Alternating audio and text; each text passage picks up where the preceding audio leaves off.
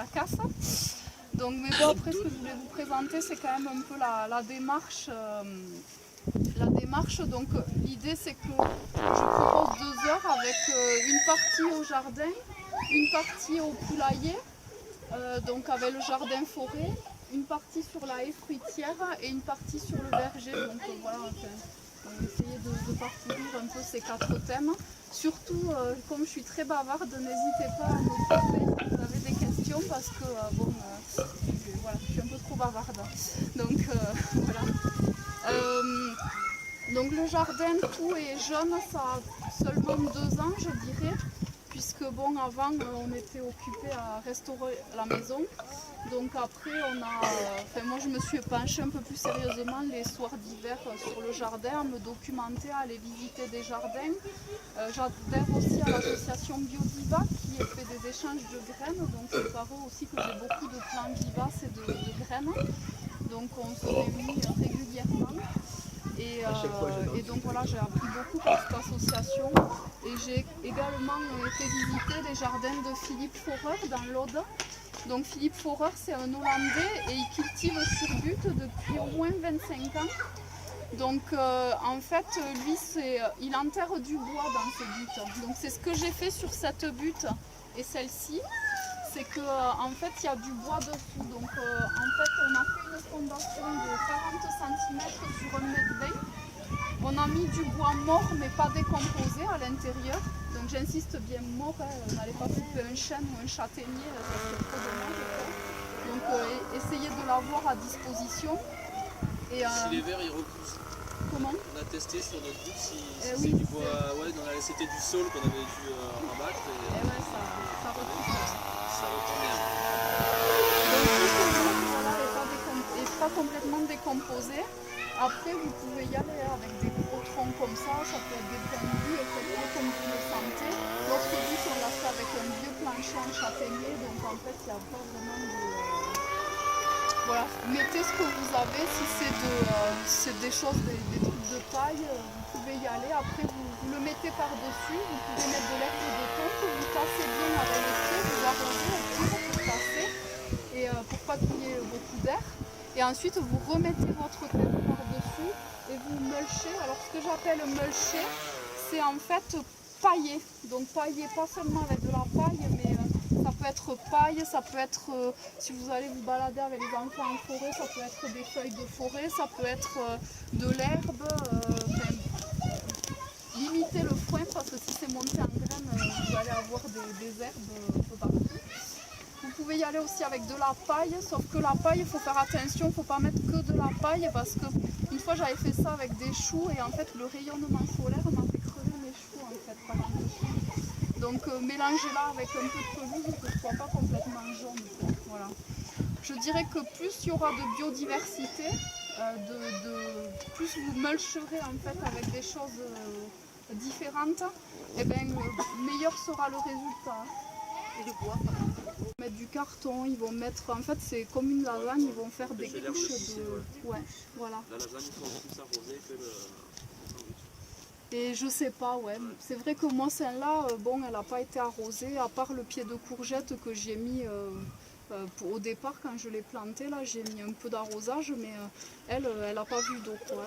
D'ailleurs les fraisiers, vous verrez, ils ont un peu brûlé, quoi. Mais, donc voilà, après, vous verrez en passant, la butte là, elle est un peu vide, ici. C'est parce qu'en fait, j'ai les artichauts qui, quand ils poussent, me font bien 1 mètre de diamètre. Donc c'est pour ça que voilà, je favorise les plantations un peu sur les extrémités de vivaces, mais je ne peux pas planter entre les artichauts parce que je sais que ça va se pourrir d'ici un mois. Et les artichauts, là, on en a eu de mi-janvier à juin. Sauf que j'ai eu des pieds d'arroche, c'est un épinard perpétuel qui s'y est mis et j'ai eu mal au cœur de les arracher, donc je les ai laissés. Vous pourrez prendre des graines si vous voulez.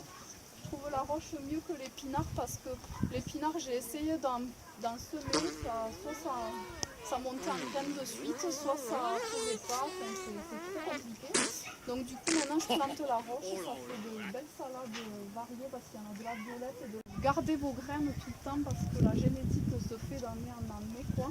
Et du coup, ça évite de faire marcher les bailleurs et compagnie qui, en plus des graines, vous vendent le produit, le pesticide ou le fongicide qui va bien parce qu'ils ont cultivé en serre et qu'ils savent que la génétique va faire que derrière vous aurez besoin du fongicide qui va avec. Ouais. Donc il ne faut pas acheter des hybrides et favoriser un maximum les graines que vous avez dans votre jardin. Parce que quand vous regardez ces petites tomates, c'est pas la dernière. Et on va du limousin. On l'a vendu à vos patins. Vendu avec des tripes.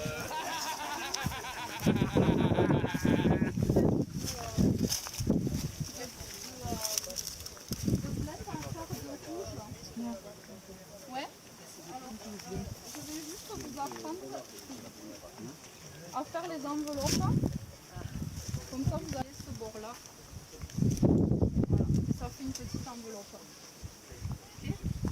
Donc, je vous fais circuler les papiers pour ceux qui sont intéressés.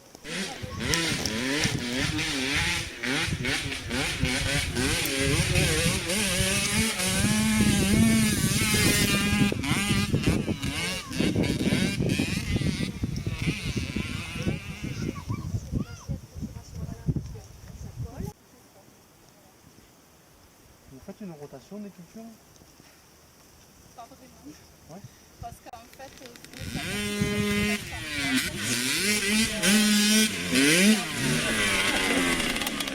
planté là-bas l'année dernière, donc après là elles sont là. Peut-être que je vais les passer de l'autre côté l'an prochain. Pour la tomate, je vais regarder, mais après sur la butte, je plante un peu au petit bonheur la chance, quoi. On consomme soit comme le concombre vert en vinaigrette, soit en fait il faut que ça devienne un peu orangé. Et à ce moment-là, vous le coupez en deux et on mange à la petite cueillère comme un kiwi en fait. Ouais. Donc c'est sympa. En plus, franchement, il n'y a aucune maladie pour l'instant connue qui attaque ce genre de plante. Donc en plus ça rampe, c'est sympa quoi. Alors oui, après ça va geler ça. Mais le kiwano, en fait, une fois récolté, juste des arbres. Donc là, vous avez le Blue Velvet, ça fait un peu des baies un peu bleues, quoi, qui sont comestibles. Les cornus, toute la famille des cornus, là c'est un mas.